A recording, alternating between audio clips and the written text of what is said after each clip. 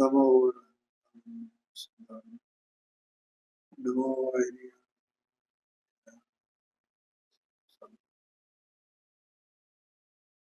निज स्वरूप को परम रस जामे भरियो अपार बंदो परमानंदमय समय सारे।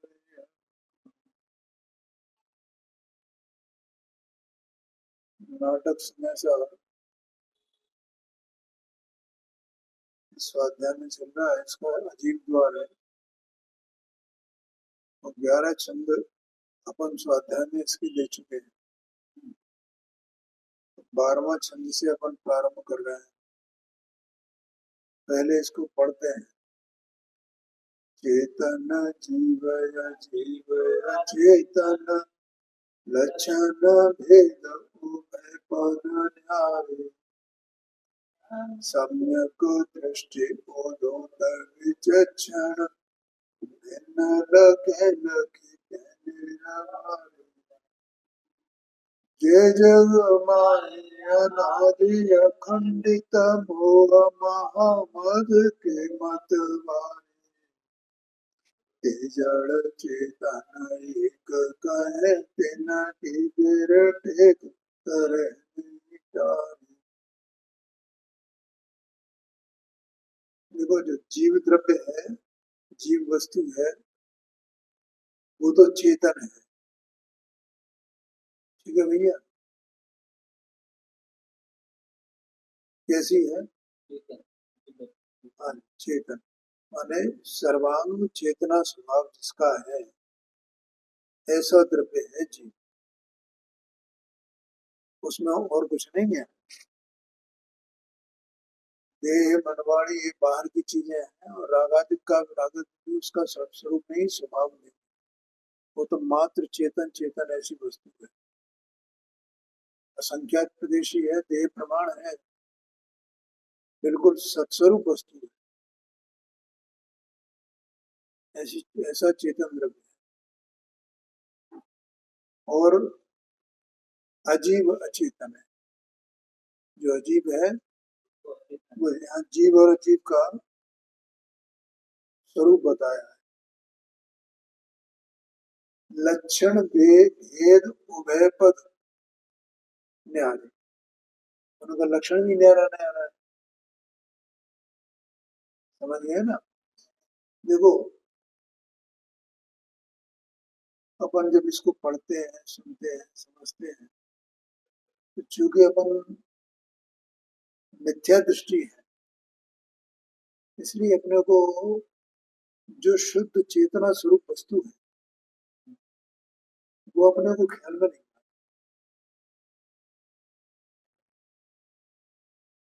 क्यों? क्योंकि अपनी अवस्था में रागादि भाव है, तो वो हम केवल वैसे ही अंदाज से जानते हैं और यथार्थ वस्तु पकड़ना नहीं।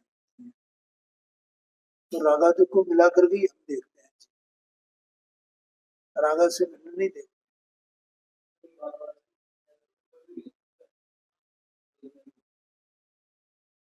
तो वास्तव में वस्तु एकदम चेतन स्वभाव मात्र है। उसको जो उसमें उसे है ही नहीं।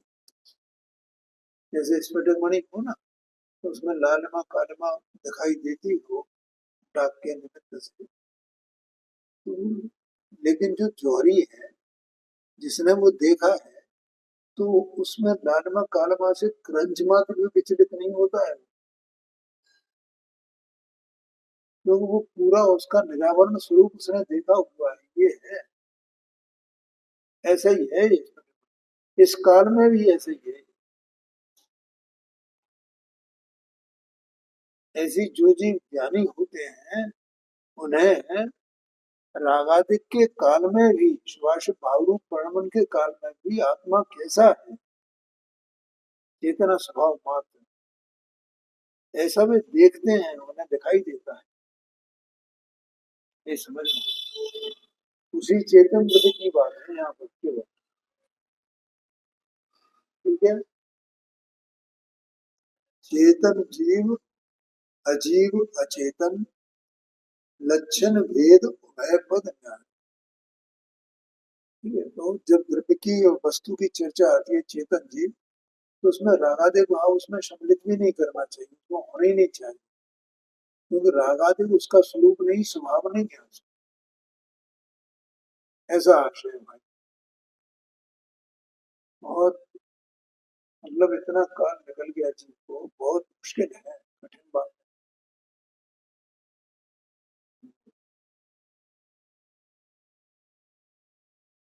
लक्षण भेद उभय पद ज्ञान, में लक्षण का भेद होने से दोनों जो पदार्थ हैं वे न्यारे न्यारे हैं। सम्यक दृष्टि उदोत विचक्षण, विचक्षण माने ज्ञानी पुरुष, उसको सम्यक दर्शन का प्रकाश होता है, सम्यक सम्यक ज्ञान का प्रकाश होता है। सम्यक दर्शन के साथ में ज्ञान तो होता ही है सम्यक। ठीक है, जो सम्यक दर्शन हुआ, सम्यक दर्शन होने का अर्थ क्या है? बहुत बढ़िया तुमने ये बात पकड़ी। अपनी वस्तु में अहमपना आना। अभी अपने को, अपना जो उपयोग है, इसका अहमपना कायम है। हाँ जी, देह में ही है, राग में, देह में, इनमें है। ठीक है, तो इनमें एकत्व होने से इसे आत्मा भिन्न नजर नहीं आता, अकेला नजर नहीं आता। नहीं तो मैं ये मत चर्चा करें ना मिथ्या दर्शन के कारण से। लेकिन ज्ञानी को सम्यक ज्ञान हुआ है, सम्यक ज्ञान का प्रकाश है, तो उसे अपन ये कहते हैं, पर वो तो सहज में ही ऐसा है ना। अपने को भी ये सुनने पर उस ज्ञानी का कर्तृत्व दिखाई देता है, वो ऐसे जानता है, ऐसे जान, अरे वो जानना ऐसे वैसे कुछ नहीं, वो तो स्वयं ही वैसा परिणमा है ना, उसका परिणमन ही वैसा है, तो सही उसके जानना है। वो तो वो प्रकाश वहां प्रकट है ना वस्तु, उस प्रकाश में वो उसे अपने आप ही भाषित हो रहा है, उसे कुछ प्रयत्न करना पड़ता है क्या? हाँ जी, उसे कोई उनको अलग अलग जानने के लिए कोई प्रयत्न नहीं करना पड़ता, अपने को तो प्रयत्न करना पड़ता है, क्योंकि अपन अज्ञानी, उसको कोई प्रयत्न नहीं करना है, वो तो प्रकाशित अपने आप उस प्रकाश स्वरूप ही हो गया है ना पर्ण में।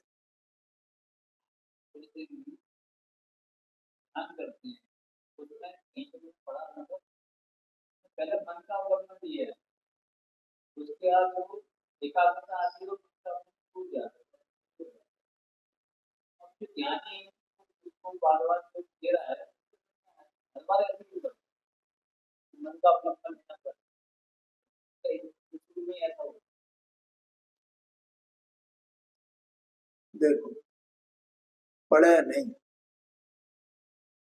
ज्ञानी ये जानता है कि मैं चेतन वस्तु हूँ, अपने परिणमन को भी जानता है। ठीक है, और परिणमन से वो विरत है। क्या बोला? विरत है माने परिणमन का कर्ता नहीं बनता, विरत का मतलब ये है, परिणमन चल रहा है अपनी योग्यता से चल रहा है, हमें क्या है, मैं कौन हूँ, अहम आ गया, कहाँ आ गया? वो जो त्रिकाली परम पारणात्मक भावों की वस्तु है, मैं तो ये सत्स्वरूप वस्तु हूं, बस वहां दृष्टि है। परिणमन तो चलेगा ही चलेगा, परिणमन तो अशुभ रूप ही चले, शुभ रूप भी चले। ठीक है, और पर्याय, पर्याय अपनी योग्यता से, उपयोग अपनी योग्यता से मन का अवलंबन करके कभी ध्यान करे कभी न करे, तो वो तो पर्याय का कार्य है ना।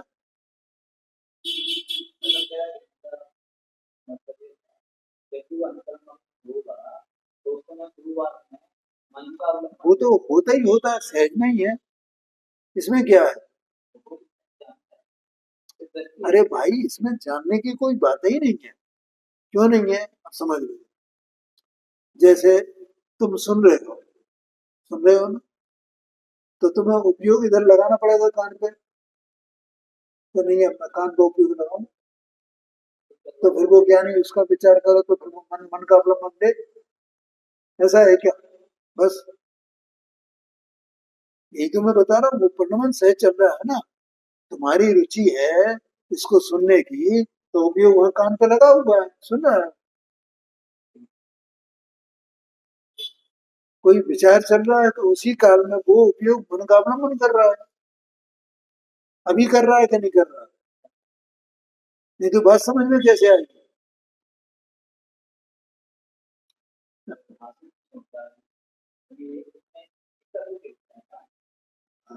हाँ, हमें वो कर्ता बुद्धि पड़ी है ना, वो कर्ता बुद्धि का कारण ऐसा लगता है कि वो उपयोग वहां लगाता होगा, मन का अवलंबन लेता होगा, फिर वो ऐसा कर, अरे सहज परिणमन है, वस्तु है ना ऐसी परिणमन कर रही है, इसलिए वो ज्ञानी परिणमन से विरत रहता है, वो ये चल रहा है चलने दो, ये बात है।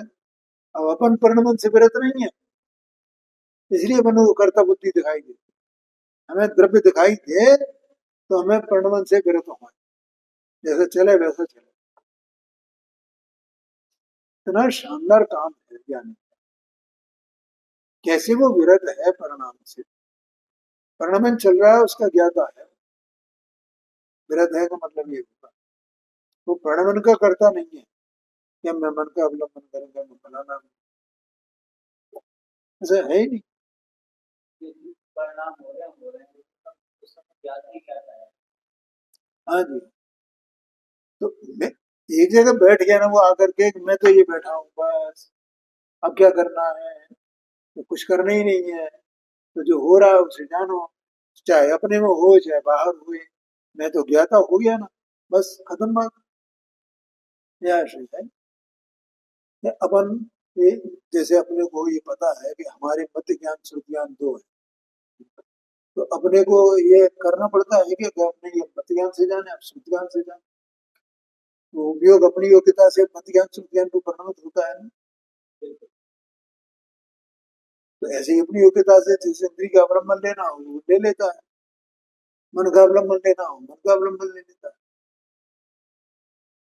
और जब मन का अवलंबन छूटता है वो अपनी योग्यता से वो आत्मा में आता है, तो उसे मन का अवलंबन छूट जाता है, आत्मा के रस का रसपान करता है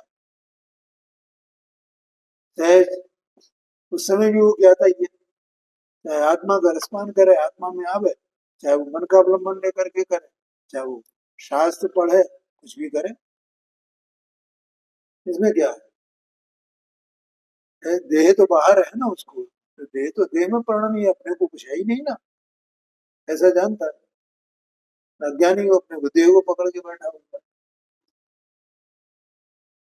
और भेद ज्ञानी को जो देह में दृष्टि नहीं है उसको, इसलिए अपने को पूरी तरह जानता है ना, अपने परिणाम को भी जानता है, अपने द्रव्य को भी जानता है, अपने परिणमन का किस कैसे कैसे क्या क्या होगा वो सब जानता है, कहीं भी कर्तव्य है ही नहीं, अपने को देह में अकत बुद्धि पड़ी हुई है, इसलिए ये बात समझ में नहीं आती कैसे क्या परिणाम,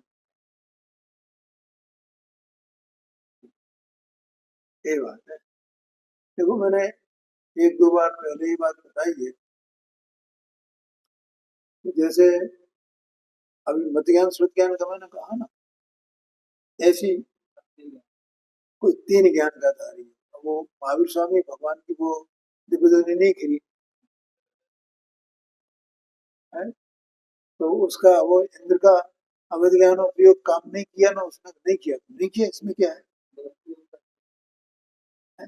और मान लो किया भी हुए तो वो अवैध ज्ञान किसी और के और कोई विषय बना हुए उसमें, तो परिणाम वो भी बारह द्वादशांग का ज्ञाता होता है इंद्र, द्वादशांग का ज्ञाता, एक भवावतारी, अगले भाव में मनुष्य बन करके मोक्ष में जाने वाला, ऐसा होता है, तीन ज्ञान का धारी होता है, तो उसे सोचना थोड़ा हमने मत ज्ञान का उपयोग लगाओ, ऐसे बुद्धिपूर्वक अपन करते हैं क्या ऐसा, वो अवैध ज्ञान का उपयोग ना हो ऐसा वो करे, देह में एकत्व बुद्धि है ही नहीं उससे, यही बात है तो वो पर्याय का परिणाम स्वतंत्र है, अपने कारण से है, वो है जैसा चल रहा है वैसा चल रहा है। कर्ता बुद्धि रही नहीं, अपन कर्ता बुद्धि से मानते हैं सारी बात, देह में एकत्व करके मानते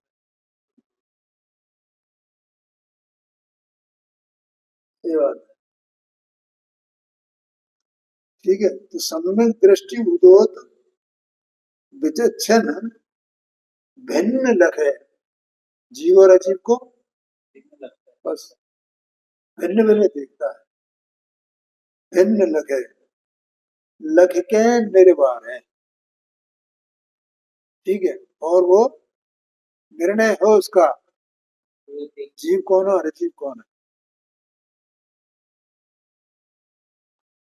ये तो होगी ज्ञानी की बात। अब अज्ञानी की बात करते हैं। जे जग माय अनादि अखंडित मोह महामद के मतवारे। ठीक है, देखो मतवारे से यहाँ दो अर्थ निकलते हैं। मतवारे माने अलग अलग मतों के लोग हैं ना, अलग अलग मत है ना, तो वो मतवारे। मतवारे माने मत वाले, भिन्न भिन्न मतों वाले। कोई सांख्य मत वाले हैं, कोई मुस्लिम मत वाले, कोई बौद्ध मत वाले, कोई वेदांती, कोई नैयायिक, कोई वैशेषिक है, ऐसे सब अलग अलग प्रकार के हैं। तो वे जो है, ये जो अनादि अखंडित वस्तु है उसके बारे में, और मोह महामद के, मोह महामद माने मिथ्यात्व उनका भी अनादि का मिथ्यात्व है, अभी तक उनका मिथ्यात्व खंडित नहीं हुआ है, खंडित वो भी अखंडित है, अनाद से ऐसे ही चला रहा उनके मत। मतवारे ते जड़ चेतन एक कहें, ये क्या कहते हैं, एक ही। क्यों, देखो बिना सम्यक दर्शन के ये जड़ और चेतन न्यारे न्यारे जाने ही नहीं जा सकते हैं। क्या कहा मैं, बिना सम्यक दर्शन के, बिना सम्यक ज्ञान के ये जड़ और चेतन न्यारे न्यारे हैं, ऐसे जाने ही नहीं जा सकते। ठीक है, और सम्यक दर्शन किसको होगा, जो इस आगम का सेवन करेगा, इसके पक्ष वाला होगा, इस मत वाला होगा, जिसे सर्वज्ञ पर भरोसा होगा, समझ में ना, जिसे अन्य कल्पना नहीं होगी, अन्य मत हैं सब झूठे हैं, यही सच्चा वस्तु स्वरूप का कहने वाला जैन धर्म है। डॉक्टर साहब एक आज बात कर रहे थे अपने व्याख्यान में कि कोई एक, ये जो लड़के पढ़ते हैं ना उसमें, टोडरमल स्मारक ट्रस्ट,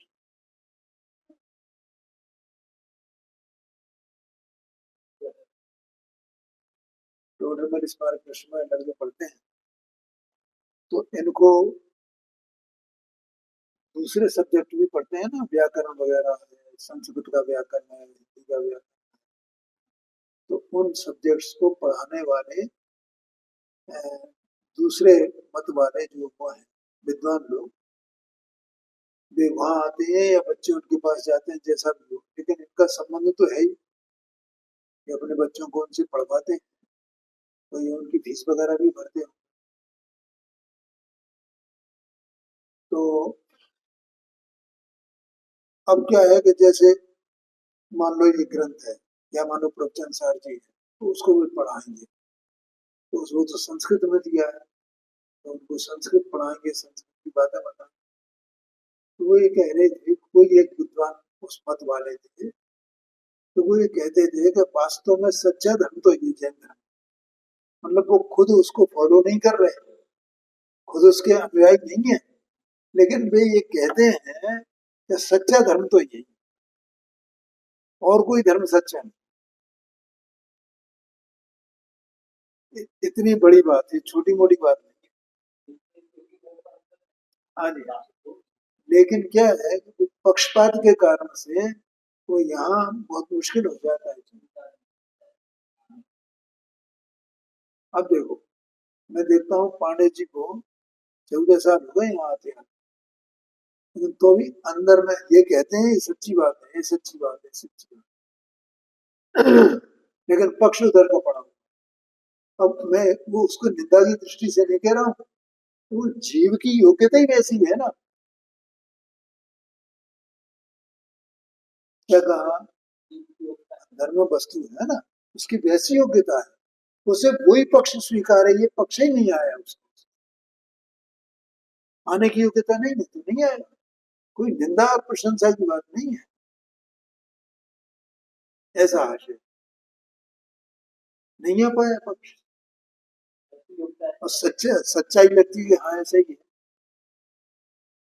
अगर पक्ष आ जाए तो वो कम से कम ग्रहित मिथ्यात्व तो छूटे, उसमें भी कोई शीतलता नहीं है, कुछ औकत में पड़ा हुआ है।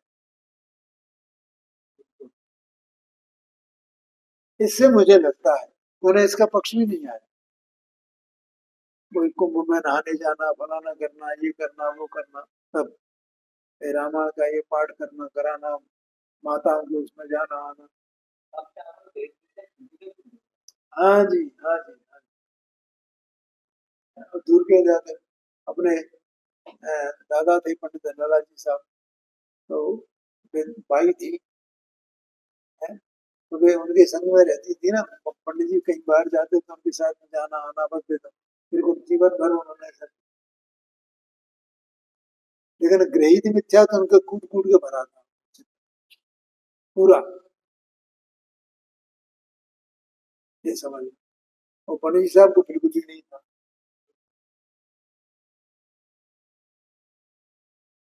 ऐसी दशा है जिसकी योग्यता है, उसकी क्या करो।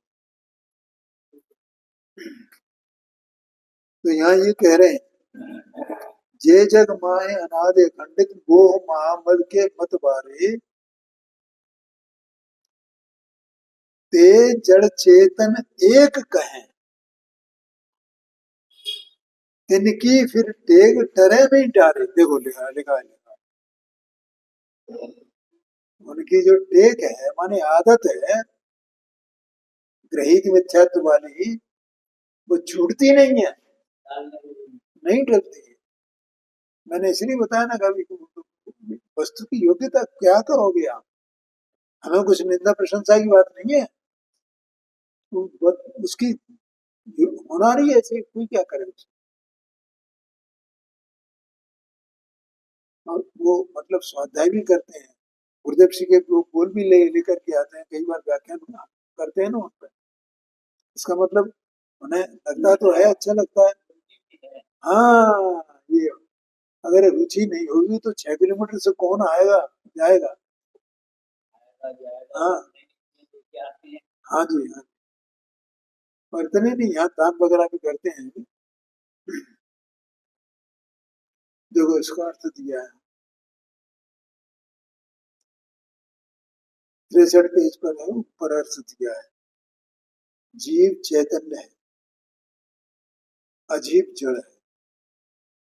इस प्रकार लक्षण भेद से दोनों प्रकार के पदार्थ पृथक पृथक है। विद्वान लोग सम्यक दर्शन के प्रकाश से, सम्यक दर्शन माने सम्यक ज्ञान की साधना ले लें, सम्यक ज्ञान के प्रकाश से उन्हें जुदे जुदे न्यारे न्यारे देखते और निश्चय करते हैं। तो निश्चय दृढ़ता है उनको एकदम, ज्ञानियों को, क्योंकि उनके ज्ञान माने ज्ञानियों को दृढ़ता मन ज्ञान में पैसा दिख ही रहा है ना, तो कोई क्या करे। ये बात है, तुझे तुझे देखते और निश्चय करते हैं। परंतु संसार में जो मनुष्य अनादि काल से दुर्निवार भू, दुर्निवार माने जिसका निवारण बहुत बहुत ही भारी कठिन है, उसको नाम दुर्निवार। मोह की तीक्ष्ण मदिरा से उन्मत्त हो रहे हैं, महामद मतवारे। तो दो बातें हुई नहीं यहाँ। एक तो मतवारे माने वो अन्न मत की, और हाँ तो जैसे वो मोह शराब पी ले, वो महामद पियो अनाज, उसमें आता है ना, मदिरा से उन्मत्त हो रहे हैं वे जीव और जड़ को एक ही कहते हैं। जीव और जड़ को एक ही कहते हैं। उनको उनकी यह कुटेक टालने से भी नहीं टलती है, वो नहीं टल सकती। भावार्थ है देखो, कोई एक कोई एक ब्रह्म ही ब्रह्म बतलाते हैं। एको ब्रह्मो द्वितीय नास्ति, वेदांतियों का मत है। तो ये एक ब्रह्म है, बाकी और कुछ है ही नहीं जगत में। समझ गए ना? एक क्या है, सब माता पिता ये फलाना सुख दुख ये सब माया है, ऐसा मानते हैं। क्या मानते हैं? देखो, अपने यहाँ तो द्रव्य का परिणाम ऐसा कहा, समझ गए ना? और द्रव्य का परिणाम, हाँ, द्रव्य दो प्रकार के, चेतन और अचेतन, और इनके परिणाम। अब वे परिणाम तो अनित्य है ना, पर्याय तो अनित्य है ना, नित्य तो नहीं है, लेकिन वे द्रव्य तो नित्य है ना। ठीक है, तो उन्हें जो अनित्य है पर्याय है, बस वे अनित्य पर्याय तो दिखाई देती हैं, लेकिन नित्य नित्य जो द्रव्य है, चाहे वो चेतन हो चाहे अचेतन हो, वो उन्हें दिखाई नहीं देता है। तो उन्होंने क्या माना कि एको ब्रह्मो द्वितीय द्वितीय नास्ति, बाकी सब ये माया है। माने जो अनित्यता है उन्हें माया दिखाई देती है। ठीक है, लेकिन अपने यहाँ जो अनित्यता है वो भी नित्यता के बिना नहीं है ना। अब जो वस्तु का स्वभाव नित्य हो ही नहीं, तो अनित्यता भी कहाँ से हो उसमें? वो द्रव्य नहीं हो तो उत्पाद में कहाँ से हो? वो गुण वाला नहीं हुए तो परिणमन कहाँ से हुए? तो उन्हें कुछ दिखाई देता नहीं, उनको समझ में आता नहीं है, तो इस अनित्यता को अकेले को देखते हैं, ग्रहण करते हैं, और नित्यता को ग्रहण नहीं करते हैं। तो अनित्यता उन्हें माया की ये तो पलट जाती है, तो पलट जाती है, तो खत्म हो जाती है। इसलिए ब्रह्म एक ही है और बाकी ये तो सब माया है, ऐसा मान के बैठे। समझ में आया? हाँ, लेकिन वे तो उस पर्याय को स्वीकार ही नहीं करते हैं ना, द्रव्य को स्वीकार ही नहीं करते हैं। नित्य अनित्यता द्रव्य का स्वरूप है। नहीं नहीं, माया माने जैसे वो ये वो बनता है ना, इंद्रधनुष बन जाता है, तो ऐसे वो माया मान जैसे वो बन गया, खत्म हो गया। ऐसे ही ये मनुष्य उत्पन्न हुआ, खत्म हो गया। ये जीव उत्पन्न हुआ, खत्म हो गया। ये सब जो कुछ भी चल रहा है सब विनाशिक है ना, विनाशिक है ना। तो जैसे वो विनश जाता है ऐसे ही विनश जाता है, तो सब खत्म हो जाता है। और वो प्रलय को तो मानते ही है, सब खत्म हो जाए सब कुछ। वो ब्रह्म ही अकेला रहता है और कुछ नहीं, फिर वो ही फिर सृष्टि कर देता है, ऐसा मानते हैं ना। तो एक ब्रह्म है बस, और कुछ नहीं, ऐसा उन्हें मान।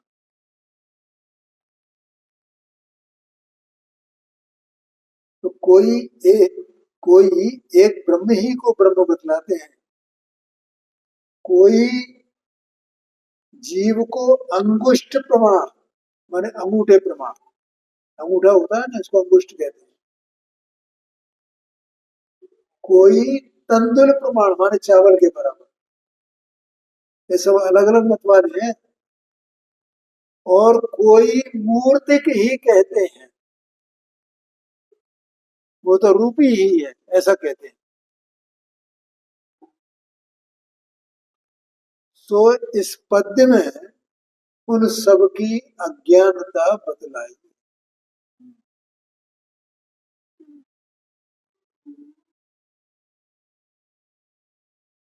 अब यहाँ पर एक ज्ञाता विलास फिर सवैया है जी, सवैया देखो यहाँ पर दो प्रकार के सवैया हैं इसमें, एक तेईसा और एक इकतीसा, ऐसा है ना। तेईसा माने जिसमें 23 मात्राएं हैं, और इकतीसा माने जिसमें 31 मात्राएं। और अपन इसको पढ़ते हैं। या घट में रूपयनादि विशाल महाविवेक आरो धामये और स्वरूप अतिशत उग्गल नृत्य करयति भाव हेरत बेख दिखावत कौतुक सौंदर्य वरनादि पसारो।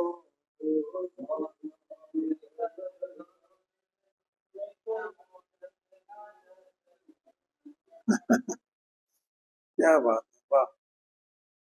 या घट में ब्रह्म रूप अनादि विशाल महा अविवेक अखारो। माने अपन सब ज्ञानी जी है ना, तो अपने मन में क्या है, क्या चलता है अपने मन में, वो बता रहे हैं कि एक विशाल अनादि का, विशाल महा अविवेक अज्ञान का अखाड़ा है इसमें। क्या कहा, क्या चल रहा है, अज्ञान का अखाड़ा। अखाड़ा जानते हो, अखाड़ा माने होता है मंच, नाट्यशाला कहो, मंच कहो। और नाट्यशाला कोई मंच, कोई नाट्यशाला कहते, मंच बना दिया सब। जैसे वो रामलीला नहीं होती, मंच बनता है ना कितना ऊंचा, कोई नाट्यशाला है।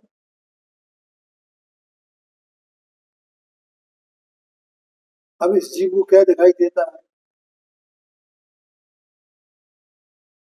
मैंने ये अपने मन में, इसके मन में ही है वो। या घट में, और कैसा है वो खड़ा, भ्रम रूप, मिथ्यात्व रूप, मिथ्यात्व से कल्पनाएं जिसको चलती है। तामयी और स्वरूप न दीक्षित, उसे उसके अलावा उसे और कुछ दिखाई नहीं देता है, तो क्या दिखाई देता है, उद्गल नृत्य करे अति भाव। ठीक है, जो उद्गल के परिणमन है ना, वो उसे ही वो अपने तेरे उसी में करता रहता है, और कुछ इसे दिखाई नहीं देता है। माने और कुछ दिखाई नहीं, मैंने अपना चेतन स्वरूप, अपनी चेतन की सत्ता वो दिखाई नहीं देती है। चेतन दिखाई नहीं देता है, और अचेतन इसका संयोग दिखाई नहीं देता है, और इसका निमित्त निमित्त भाव वो दिखाई नहीं देता है, और उससे वो सात तत्व वे दिखाई नहीं देते हैं। समझ गए ना, ये कुछ भी दिखाई नहीं देता। उसे क्या दिख रहा है, जो मेरा तेरा जो दिख रहा है वो सब पुद्गल नहीं, पुद्गल वो तो है सब पुद्गल का नृत्य, और पुद्गल के नृत्य में ही ये मेरा तेरा करता है, वो दिख रहा है। ऐसा आशय है, ये मेरा व्यवसाय है, ये मेरी पत्नी है, ये मेरी संपदा है, ये मेरी प्रतिष्ठा है, आबरू है, ये सब ये है कि क्या, सब पुद्गल के नाटक है। इसमें सब में मेरा मेरा मेरा मेरा मेरा मेरा मेरा, वो है पुद्गल का, इसका कुछ है ही नहीं। तामय और स्वरूप न दीसत, पुद्गल नृत्य करे अति भारो। एक पुद्गल का नृत्य चल रहा है, और उस पुद्गल के नृत्य में मेरा मेरा मेरा मेरा मेरा तेरा करना।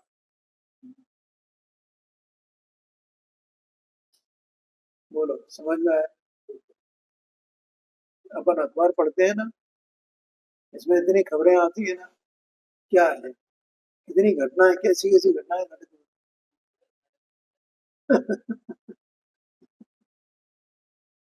ओ, फेरत भेख दिखावत कौतुक सौंद लिए बरनाद पसारो। और उसी के रूप बदलते रहते हैं, वो पुद्गल के रूप बदल रहे हैं। अथवा तो यूं कहो कि पुद्गल अपना रूप बदलता रहता है, वो पुद्गल के रूप में आने का एक प्रकार का इसमें हृदय रूपी रंगमंच पर, नाट्यशाला में दिख रहा है, सब पुद्गल के रूप है ना, न्यारी न्यारी। फेरत भेख दिखावत कौतुक, सौंध लिए बरनान पसारो। और स्पर्श रस गंध वर्ण सब उसमें शामिल है।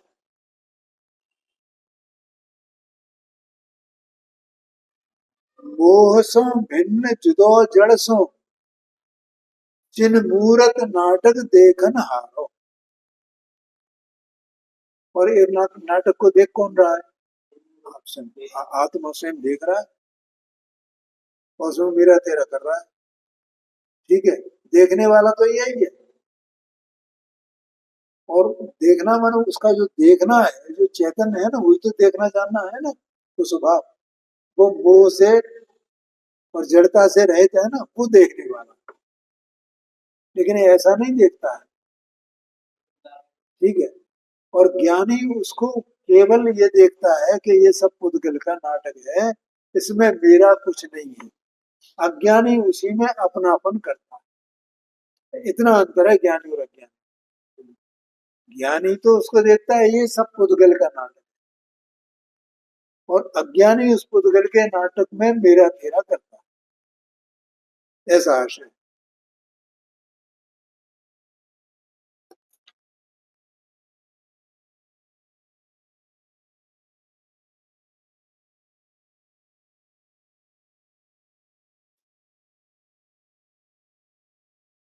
अर्थ है, इस हृदय में अनादि काल से मिथ्यात्व महा अज्ञान की विस्तृत नाट्यशाला है। अनाद से है।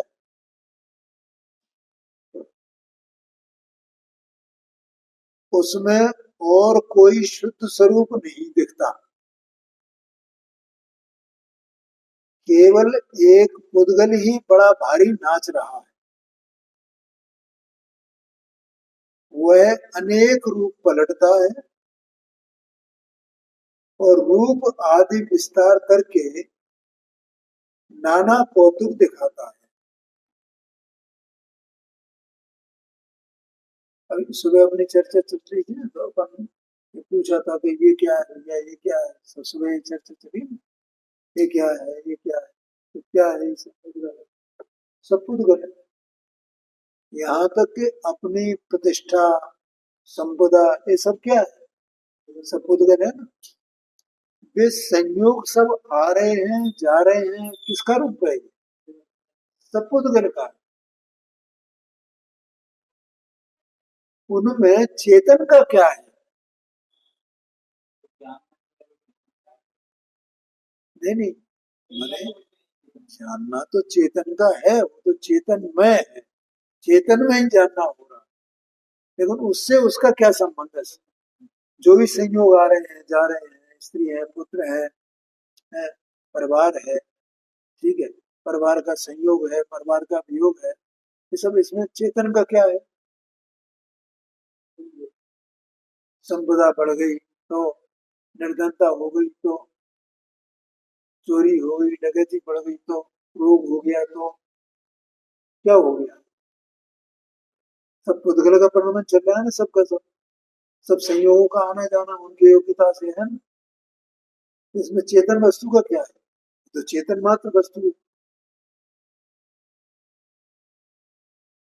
समझ गया ना। तो यहाँ ये कह रहे हैं कि वो रूप आदि विस्तार करके नाना कौतुक दिखाता है। तो इसे कौतुक किसके चल रहे हैं? तमाशा है ये सब। किसका तमाशा है ये? उद्गल का। परंतु वो और जड़ से निराला कोई सम्यक दृष्टि आत्मा उस नाटक का मात्र देखने वाला है। क्या है? बस अज्ञानी क्या करता है? सब उसमें अहम कर रहा है निरंतर। तो कैसी दशा है? उसको पकड़ के रखना चाहता है, उसे हटाना चाहता है। इसे जो इष्ट लगते हैं उन्हें रखना चाहता है, अनिष्ट लगते हैं उन्हें हटाना चाहता है। तो उसमें राग द्वेष राग द्वेष राग। और ज्ञानी क्या है, उस नाटक को देख रहा है।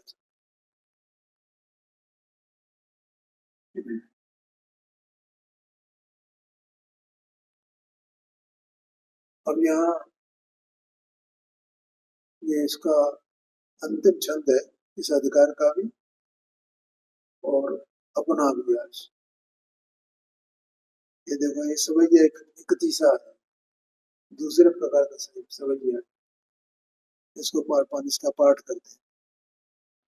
जैसे करवत एक काट बीच खंड कर, जैसे राजहंस निरवार दूध जल, जैसे वेद ज्ञान सकत सेति, भिन्न भिन्न कर चिदानंद पुद गय, अवधि को धावे मान परे की अवस्था पावे, उमगे के आवे परमावधि के धन को, यही बात पूरन स्वरूप को दूध धर, करे प्रतिबिंबित पदार्थ सकल को। ये भेद विज्ञान का परिणाम, ठीक है।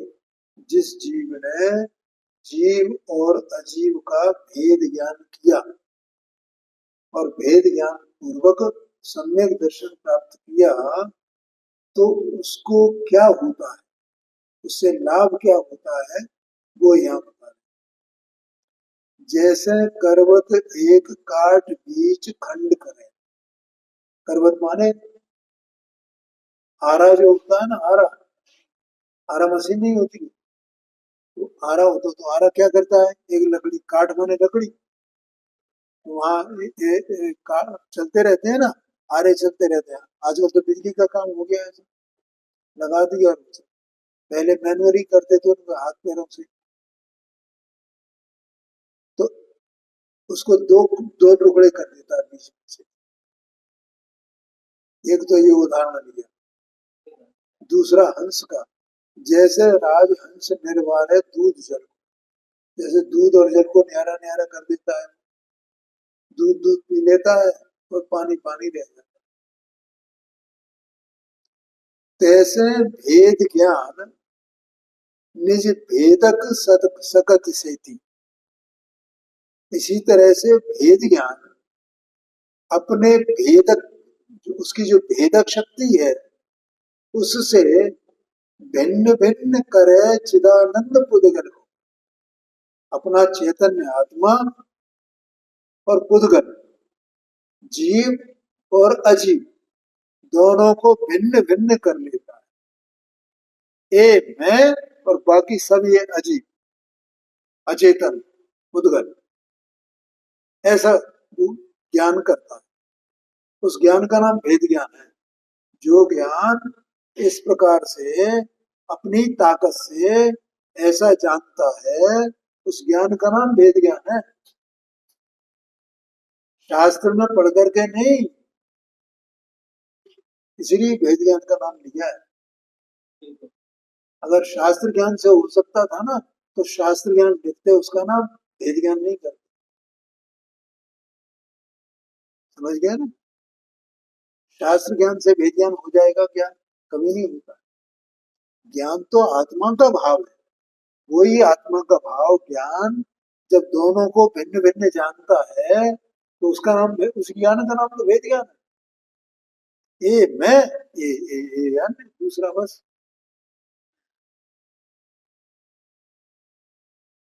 तो जैसे भेद ज्ञान तैसे भेद ज्ञान निज भेदक सकत से थी, अपनी भेदक शक्ति के द्वारा। ज्ञान में ऐसी ताकत है, कैसी? भेदने की शक्ति, भिन्न भिन्न करने की शक्ति, भिन्न भिन्न जानने की शक्ति, ऐसी शक्ति ज्ञान की होती है। भिन्न भिन्न करे चिदानंद पुद्गल को, चैतन्य वस्तु आत्मा चैतन्यता का पिंड बस अकेला, उसमें रागादिक भी सब काय में गए, सब पुद्गल में गए। अब जब ऐसा करता है तो क्या होता है, तो कोई जीव अवधि को धावे, मन पर्याय की अवस्था पावे, माने उसका ज्ञान जो है वो विस्तार को प्राप्त होता है, बढ़ता है आगे, तो वो अवध ज्ञानी बन जाता है, मन पर्याय प्राप्त कर लेता है। ज्ञान ज्ञान का विकास हो गया ना। और ये क्या बता रहे हैं, तो ज्ञान का विकास होता है। जैसे गौतम गणधर थे, तो जैसे ही उन्होंने दीक्षा ली और गणधर बने, तो भेद ज्ञान हो गया ना। और दीक्षा का परिणाम था ना वहाँ, तीन चौकड़ी दशाएं का अभाव हो गया ना।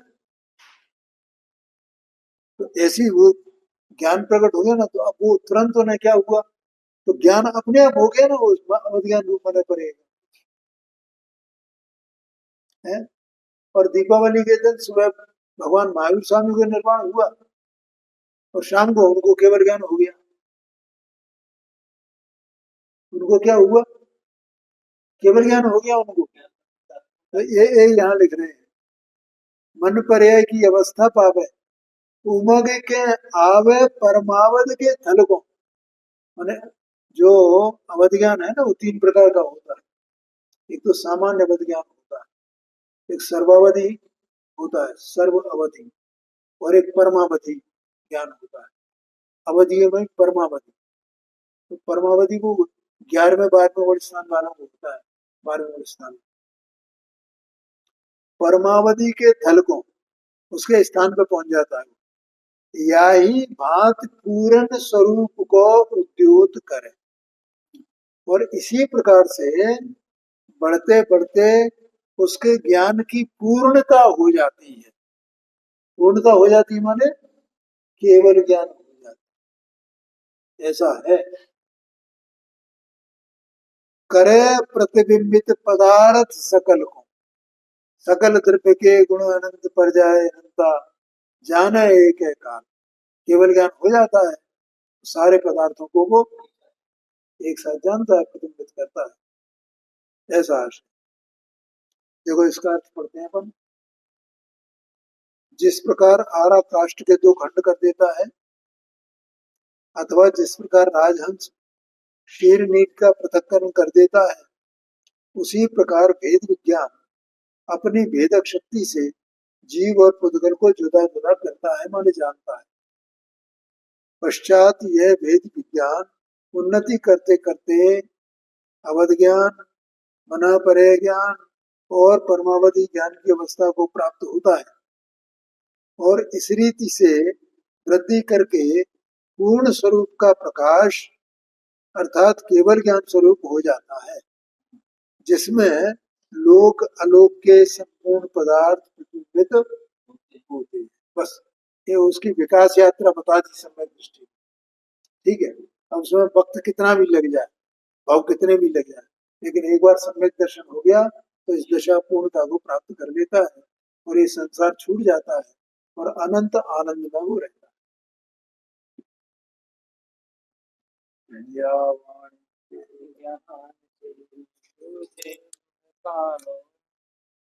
वाणी